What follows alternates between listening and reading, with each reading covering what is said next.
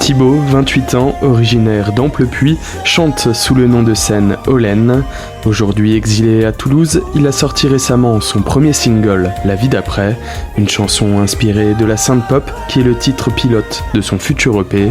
À notre micro, il revient sur son parcours. Alors j'ai commencé d'abord par le théâtre quand j'étais adolescent, à la MJC d'Amplepuis, d'ailleurs avec Irène Rivière et Janine, dont j'ai un très bon souvenir.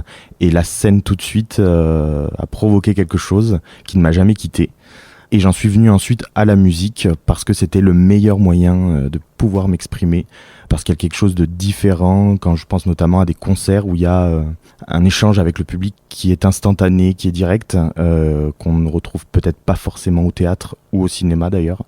Et donc voilà, j'ai voulu m'exprimer par la musique. Olen, justement, d'où ça vient ce nom ? Olen, ça vient de la langue russe parce que j'aime beaucoup cette culture. Donc ça veut dire le daim en russe. Et c'est une amie qui a trouvé ce nom quand on cherchait du coup un nom d'artiste, en relation du coup avec ma voix, puisque je lui ai fait écouter un morceau et elle m'a dit « Ta voix elle est douce, ça reste une voix d'homme mais elle est douce, ça me fait penser à la matière du daim ». Comment on peut donc dire daim dans une autre langue ? Tout ça, on a cherché d'abord en italien pour mes racines, ça n'a rien donné. Et ensuite, donc, je lui ai parlé de la Russie, puisque j'aimais beaucoup. Et en faisant des recherches sur Internet, on a trouvé que ça se disait Oleń. Et donc, du coup, ça me semblait tout évident, en rajoutant un N. Et voilà, comment est né Olen. Et Olen vient de sortir, vous avez sorti votre premier single récemment, en octobre, je crois. Il s'intitule La vie d'après. Alors, de quoi parle-t-il ce premier single ? Il parle des épreuves du passé, il parle de ce que j'ai traversé moi dans mon enfance et dans l'adolescence, principalement sur les couplets. Et ensuite, les refrains sont beaucoup plus ouverts, beaucoup plus optimistes. Il parle de cette vie qu'on va chercher, toujours se relever. Comme je dis dans la chanson, si la vie nous broie, qu'elle nous fait tomber 7 fois, il faut en faire abstraction et aller chercher toujours le positif, voilà, quoi qu'il arrive. Il parle aussi de tous les coming out qu'on peut faire dans la vie, parce qu'on a plusieurs coming out. Il parle entre autres du mien. Et ça me semblait important de le souligner parce que ça reste une épreuve, encore aujourd'hui malheureusement. C'est une chanson française avec une instrumentale assez dynamique, voilà. Ça s'inspire dans la synth pop, New 80, Retro Wave, parce que c'est des sonorités que j'aime beaucoup. Je vais pas m'enfermer dedans, mais voilà, pour ce premier single et pour l'EP, on va partir là-dessus. Parce que y a des influences grâce au synthé, il y a des influences plutôt dark, voilà. Et puis on reprend aussi les codes de la chanson qu'on adapte pour la moderniser un peu, et voilà. Ce single, vous l'avez enregistré dans un studio à Toulouse. Comment ça s'est passé ? Eh bien, j'ai créé moi tout seul l'instrumental grâce à mon ordinateur. J'ai ensuite cherché un studio à Toulouse, puisque je vis à Toulouse, et donc Studio Capitole. Et j'ai rencontré 2 personnes vraiment formidables, Jean Haas et Julien Cournalet, qui sont le directeur artistique et l'ingé son du studio, qui ont repris mon instrumental, qui sont partis de là et qui ont refait tous les arrangements et qui ont fait un travail d'ailleurs formidable et je les remercie.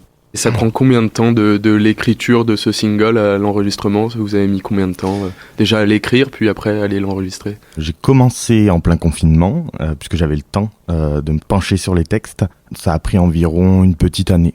Plus les cours de chant, plus l'écriture, les arrangements au studio, les prises de voix. Il a fallu 1 an pour sortir le bébé. Je crois qu'un clip est en préparation également. Oui. Alors est-ce que vous pouvez nous en dire un peu plus ? Oui, bien sûr. J'ai le plaisir de retrouver un ami d'enfance. Il s'agit de Quentin Porte, avec qui on avait tourné un court-métrage il y a quelques années, qui était un de ses premiers courts-métrages d'ailleurs.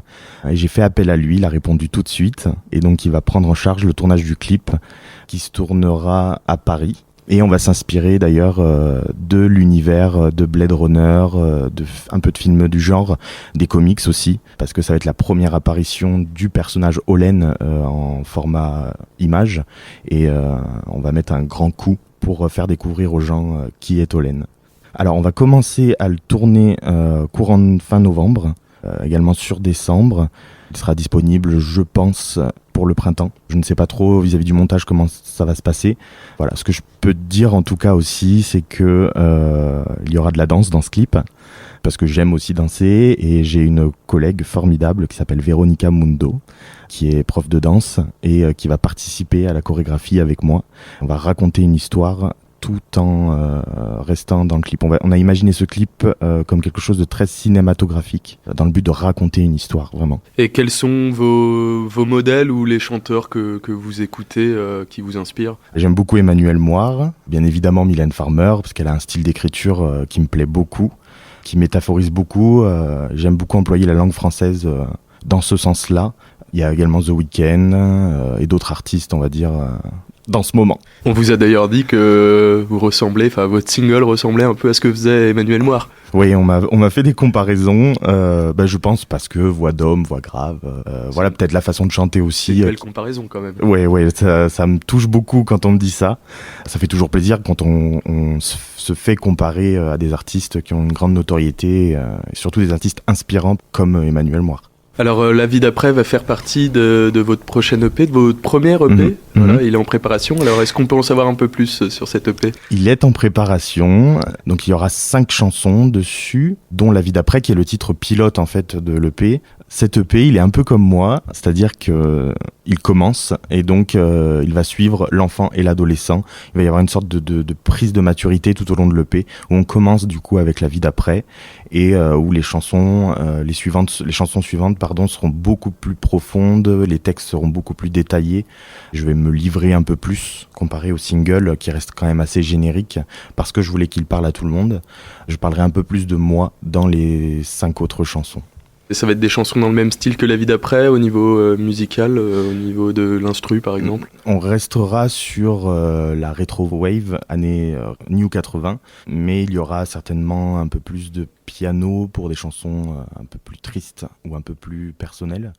Mais on restera dans cet univers-là en tout cas. La vie d'après d'Olène est disponible sur YouTube et toutes les plateformes.